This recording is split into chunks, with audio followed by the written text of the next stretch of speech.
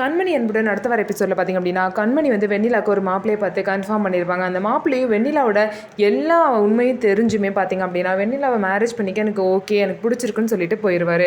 ஆனால் பார்த்திங்க அப்படின்னா இந்த வெண்ணிலா வந்து போய் அன்புக்கிட்ட பேசுகிறாங்க.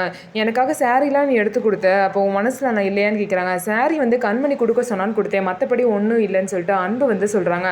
உடனே வெண்ணிலா பார்த்திங்க அப்படின்னா உன் மனசில் நான் தான் இருக்கேன்னு தெரியும், அப்படி இருக்கும்போது கண்மணி கூட ஏன் ஒரு பொய்யான வாழ்க்கையை வாழ்ந்துட்டுருக்க, உனக்கு ஏன் புரியவே மாட்டேது, என் மனசுலேயே நீ தான் இருக்க, ஒன்றை தவிர வேறு யாருமே என் மனசில் நான் நினைக்க முடியாதுன்னு சொல்லிட்டு வெண்ணிலா வந்து அன்பு கிட்ட சொல்கிறாங்க. அன்பு வந்து உனக்கு வந்து என்ன நிஜம் அப்படிங்கிறத புரிய வைக்க தான் நான் ட்ரை பண்ணுறேன், ஆனால் நீ திரும்ப திரும்ப புரியாமல் பேசுகிற, நான் வந்து உன்னை வந்து இவ்வளோ தூரம் வந்து விட்டுருக்கேன் அப்படின்னா நீ என்னை காப்பாற்றிருக்க அப்படிங்கிற ஒரே காரணத்துக்காக தான், அதனால தான் உனக்கு திரும்ப திரும்ப எப்படியாவது ட்ரை பண்ணி உனக்கு புரிய வைக்கணும் அப்படின்னு நினைக்கிறேன், ஆனால் உனக்கு புரியவே மாட்டேது, என் மனசில் நீ இல்லவே இல்லை, அது ஏன் நீ புரிஞ்சுக்கவே மாட்டேற, உன் வாழ்க்கையை பாருன்னு சொன்னால் நீ கேட்கவே மாட்டேற அப்படின்னு சொல்லிட்டு அன்பு வந்து வெண்ணிலாக்கு புரிய வைக்க ட்ரை பண்ணுறாங்க.